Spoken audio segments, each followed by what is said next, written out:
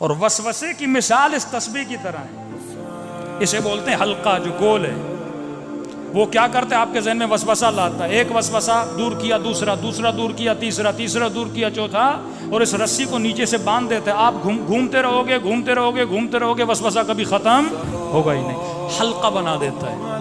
اب اس حلقہ شیطان سے انسان کو وہ کیسے نکلے گا؟ ایک بچہ تھا کہنے لگا مولانا میری ماں نے ہمارا جینا حرام کر دیا۔ کیا کیا آپ کی امی نے؟ اسکول سے آتے ہیں، کالج سے آتے ہیں، فوراً دروازے پہ کھڑا کر دیتی ہے، تیرا پاؤں نجس ہے، پتہ نہیں تیرا کیا نجس ہے، جلدی جاؤ، یہ نہیں کہ پاؤں دھو کے آؤ، نہا کر، دن میں 4-5 مرتبہ نہانے کے لیے بھیجتی ہے، کیونکہ وسوسہ ہے۔ وضو کرتی ہے تو 10 مرتبہ ہاتھ کو دھوتی رہتی ہے۔ دین نے کا 2 مرتبہ تو 2 مرتبہ، جتنے وسوسے آتے ہیں پھینک دو ان کو۔ 3 مرتبہ کپڑا دھونے سے پاک ہو جاتا ہے، اب چھوڑ دو، وسوسوں کو چھوڑ دو۔ سختی سے معصومین نے منع کیا ہے۔ مولا کا صحابی نماز پڑھ رہا تھا، ناک سے خون کا قطرہ گرا، زمین پہ گرا، اب اس کے ذہن میں شروع ہوا زمین پہ کیا ہوگا، زمین کے نیچے کیا ہوگا، نیچے سے پاؤں کو لگا ہوگا۔ امام نے کہا تجھے کس نے کہا تھا تو اتنا سوچے؟ ظاہر پہ اکتفا کر، وسوسوں میں جتنا چلتا جائے گا وہ اتنا تجھے اندر گھیرتا جائے گا۔ یہاں تک مومنہ نے کہا کہ مولانا میں ذہنی مریض ہو گئی ہوں،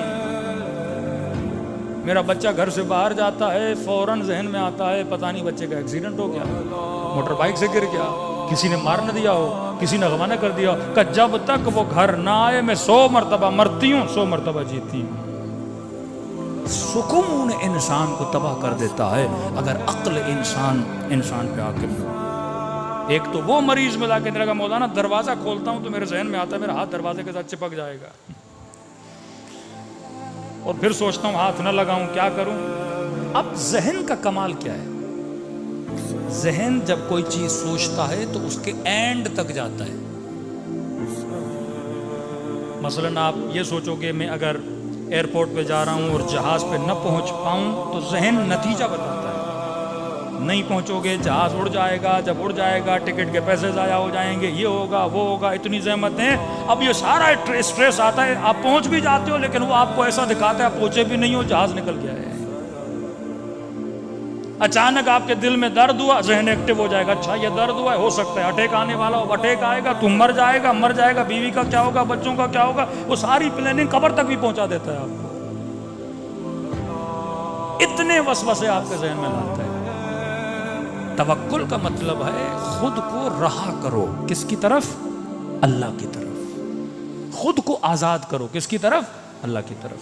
اب ہمارے استاد اخلاق تھے، یہی مسائل تھے، انہوں نے کہا بھائی اس کا ایک ہی حل ہے کہ جس چیز سے، امیر المومنین کا ایک جملہ ہے، فرمایا جس چیز سے ڈرو اس کے اندر خود کو پھینک دو، ڈر ہی ختم ہو جائے گا۔ سوئمنگ پول میں مثلاً بندہ جانے سے ڈر رہا ہے، پتہ بھی ہے پانی کمر تک ہے، کودوں گا مروں گا نہیں، لیکن وسوسہ وہم کہتا نہیں جاؤ گے تو مر جاؤ گے۔ اب مولا فرماتے کہتا ہے نا مر جاؤ گے تو جا کے دیکھو واقعی مرتے ہو کہ نہیں۔